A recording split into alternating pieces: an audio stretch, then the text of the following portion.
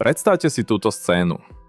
Nemecký kancelár stojí pred mikrofónmi a sebavedomo vysvetľuje novinárom, že nový maďarský premiér s ním v otázke Ukrajiny úplne súhlasí.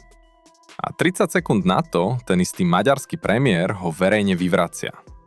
Bez zákulisia, bez rozhovoru nasledujúce ráno, bez vyhlásenia cez hovorcu. Priamo do kamery, spokojným úsmevom človeka, ktorý hovorí presne to, čo si myslí.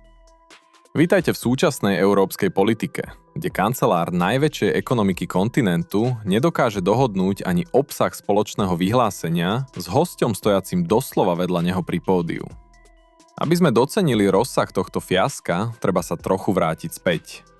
Péter Maďar neprišiel z ničoho nič. Vyhral voľby v Maďarsku a Brusel to sledoval s ledva skrývanou radosťou. Pretože roky viedol pravidelnú vojnu s Viktorom Orbánom, ktorý blokoval vojenskú a finančnú pomoc Ukrajine.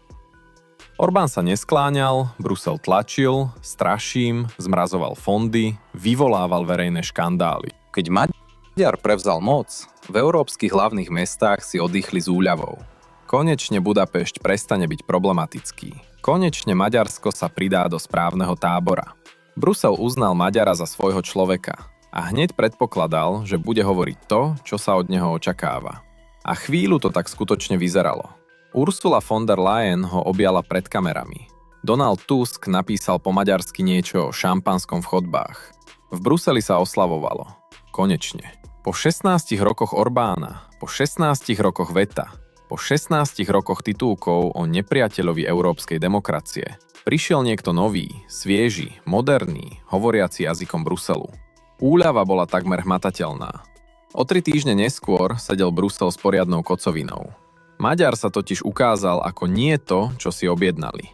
Na prvom stretnutí s predsedom Európskej rady stanovil svoje podmienky týkajúce sa Ukrajiny. Kyjev musí vrátiť maďarskej menšine plné práva v oblasti vzdelávania, jazyka a správy. 11 bodov, doslova rovnakých, aké Orbán predkladal už v roku 2024. Zelenský sa to pokúšal pred kamerami zľahčiť, no reč tela hovorila niečo iné. Počítal s novým začiatkom a dostal presnú kópiu predchodcu. Potom prišla otázka peňazí. Niekoľko dní pred berlínskou tlačovou konferenciou sa Maďar stretol s von der Leyen a Brusel náhle odblokoval pre Maďarsko 16 miliárd eur. Von der Leyen žiarila pred kamerami. Veľmi dobrý rozhovor, chce podporiť novú vládu pri naplňaní spoločných európskych hodnôt. Jej vlastní poradcovia mali vraj panicky varovať pred naivitou celej veci. A čo Maďar urobil doslova niekoľko hodín po tomto stretnutí? Pokojne si prišiel k mikrofónom a oznámil, že Maďarsko nepríjme ani jedného nelegálneho migranta. Ani jedného. Brusel nestihol ani dodoslavovať odmrazenie miliárd a Budapešť ho znova postavil do slepej uličky. Friedrich Merz si z toho zjavne nevzal žiadne poučenie. Ťažko inak vysvetliť to, čo povedal na tlačovej konferencii v Berlíne. Postavil sa pred kamery s výrazom človeka po úspešnom obchodnom rokovaní a oznámil: s Maďarom prebrali Ukrajinu. Plne zdieľa jeho stanovisko a teraz s novou maďarskou vládou začnú rokovania o vojenskej podpore Kyjeva. Sankcie fungujú, vojenská pomoc prináša výsledky. Všetko ide podľa plánu. Európa drží jednotný front. Sebavedomý, zaoblený prejav. Pre niekoho, kto zjavne nesledoval posledné 3 týždne maďarskej politiky. Péter Maďar pristupuje k mikrofónu. Prepáčte, chcel by som to doplniť. Maďarsko nevyšle ani vojakov, ani zbrane na Ukrajinu. A týka sa to aj novej maďarskej vlády. Toľko. Žiadne diplomatické omáčky, žiadne zvážime rôzne formáty, žiadne otázka zostáva otvorená. Bežná pokojná veta, ktorá niekoľkými slovami obrátila na ruby všetko, čo nemecký kancelár práve povedal pred celým svetom. A tu sa sama od seba vynára otázka. Ako vôbec možno výjsť na spoločnú tlačovú konferenciu a verejne vysvetľovať stanovisko zahraničného predsedu vlády, bez toho, aby ste si vopred overili, či toto stanovisko skutočne je také, ako predpokladáte. Je to nedostatok základnej starostlivosti? Namyslenosť? Alebo jednoducho kalkulácia, že Maďar zo slušnosti pomočí? Maďar nepomočal. A to je práve jadro celého príbehu. Kto sledoval prenos, vie, ako Merz v tej chvíli vyzeral. Nebolo žiadne zachraňovanie situácie, žiadny sebavedomý úsmev, žiadne áno, presne to som mal na mysli. Bola to tvár politika, ktorý práve verejne počul to, čo počuť nechcel. Maďar stal vedľa pokojný, vzpriamený, bez tieňa rozpakov, pretože nemal čo sa hanbiť. Povedal pravdu o stanovisku vlastnej krajiny. Čo je na tom zvláštne? Azda len to, že v dnešnej európskej politike je takáto priamo sama o sebe vzácnosťou. Deň predtým priniesol prieskum čísla, ktoré hovoria sami za seba. Nemcov sa spýtali priamo. Ste spokojní s prácou kancelára? 30% povedalo áno. 85% povedalo nie. 30% pre úradujúceho kancelára najväčšej krajiny v Európe, ktorý vládne menej ako rok.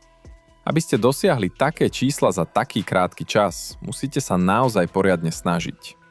Nie je to efekt opotrebovania po dlhom funkčnom období. Nie je to dôsledok dekády ťažkých rozhodnutí. Je to výsledok niekoľkých mesiacov.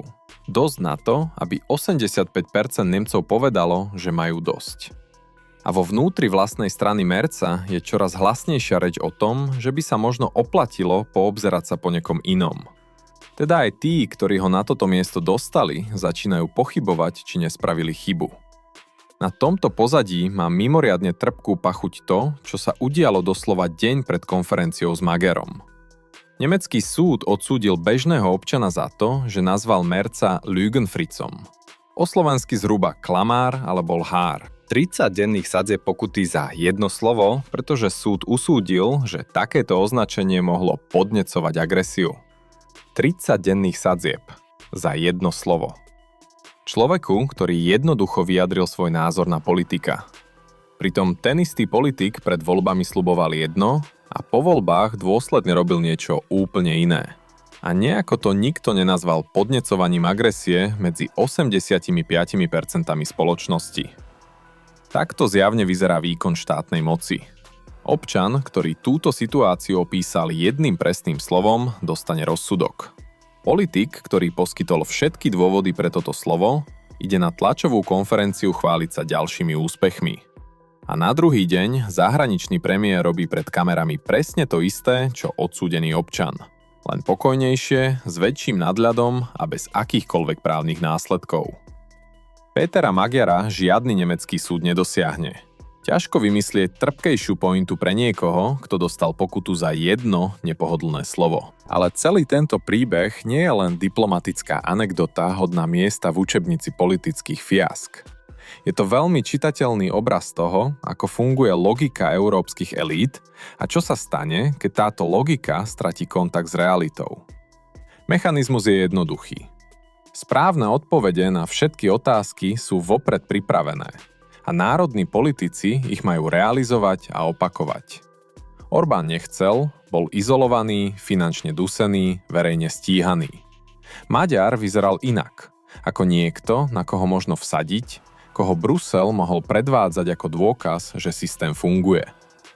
Odmrazili miliardy, odfotografovali sa, napísali tlačové správy. A hneď predpokladali. Keďže Maďar je na správnej strane, automaticky myslí správne. Teda samozrejme podporí dodávky zbraní Ukrajine. Na čo sa vôbec pýtať? Odpoveď prišla blesku rýchlo a pred plnými kamerami. Stojí za to položiť širšiu otázku. Koľkokrát sa niečo podobné deje bez kamier? Koľkokrát európski lídri hovoria v mene iných bez toho, aby si dali tú námahu a overili, či tieto strany skutočne súhlasia? Pretože súhlas je vopred považovaný za jedinú možnú odpoveď. Koľko rozhodnutí padá na princípe, keďže všetci rozumní ľudia myslia rovnako, otázka je zbytočná. Brusel 16 rokov sa snažil zbaviť Orbána. Keď sa mu to konečne podarilo, dostal na jeho miesto niekoho, kto hovorí to isté, ale s lepšou demokratickou legitimitou a bez starej batožiny. Niekoho, koho už nie je také ľahké vykresliť ako autokrata či priateľa Putina. To musí bolieť. Maďar odpovedal. A urobil to bez vysvetľovania, bez hľadania kompromisných formulácií, bez starostlivosti o to, ako pritom vyzerá stojaci vedľa kancelár. Jednoducho. Maďarsko nezašle zbrane. Tak to je a nezmenilo sa to preto, že Brusel je teraz spokojný s výsledkami maďarských volieb. Výmena premiéra je výmena premiéra a nič viac. Je niečo dôležité na politikovi, ktorý to dokáže povedať nahlas a pokojne, pričom sa pritom pozrie priamo do kamery? Nie preto, aby hľadal konflikt, nie preto, aby robil show, ale preto, že prikyvovať kancelárovi susednej krajiny, kým tento verejne hovorí za vás veci nezodpovedajúce pravde, by bolo práve tým druhom poddajnosti, proti ktorému maďarskí voliči šli k urnám. Sú politici, ktorí vedia prehrať s dôstojnosťou. Sú takí, ktorí prehrávajú škaredo. A sú takí, ktorých ďalšie zakopnutia sa sami o sebe stávajú samostatným žánrom politického divadla. S opakovaním, komentármi a rozborom každého detailu. Mer sa ocitol v tej poslednej skupine. 85% nespokojných, súdne rozsudky pre občanov, ktorí používajú voči nemu príliš trefné slová, verejné vyvrátenie zo strany vlastného hostia pri spoločnom mikrofóne, rozhovory vo vlastnej strane o tom, že je čas na zmenu, rokovania vyhlásené za úspech a okamžite dementované druhou stranou. Maďar stal vedľa so širokým úsmevom. Úsmevom človeka, ktorý povedal to, čo chcel povedať a neľutuje ani jedno slovo. Niekedy najhlasnejší politický gesto je jednoducho pravda povedaná priamo, v správnom momente, pred správnymi kamerami. A žiadny súd za to nepotrestá.